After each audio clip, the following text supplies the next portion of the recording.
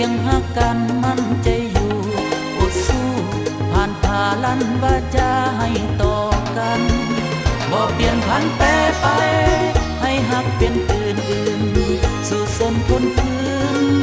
ยืนหักผูกพันอุปสรรคนามีหลายห้อยพันใจยังคงมั่นหักกันจนตายบ้านน้อยนั่นคือเหมือนวิมานสร้างฝันไฟลูกหักสองคนคือพยานมันหักเฮาเหนื่อยกายเพียงใดกำลังใจยังมีอยู่ลูกเมียอุ้มสู้อ้ายขอสู้บ่หวั่นไหว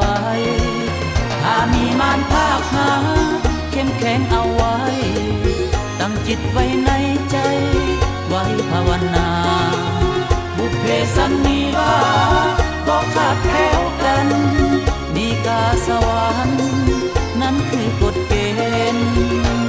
เฮาสองจงมั่นใจจงก้าวไปให้สิ้นสุดชีวิตของมนุษย์คือที่สุดในความดีหักเฮาบ่สลายบ่นอกใจกลายเป็นอื่น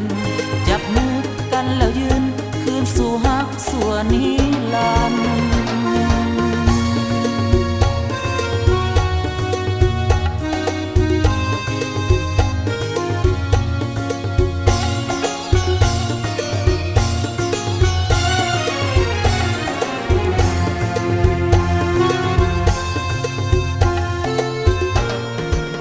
บ่เปลี่ยนผันแปรไป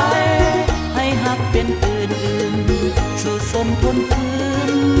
ยืนหักผูกพันอุปสรรคนามีหลายห้อยพันใจยังคงมั่น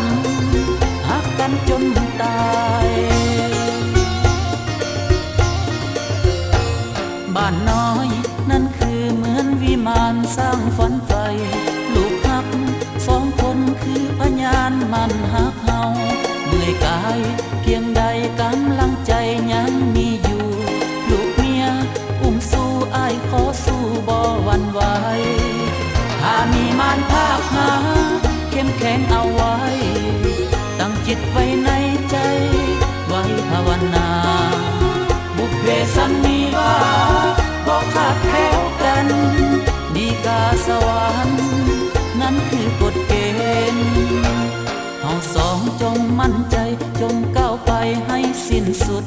ชีวิตของมนุษย์คือที่สุดในความดีหักเฮาบ่สลายบ่นอกใจกลาย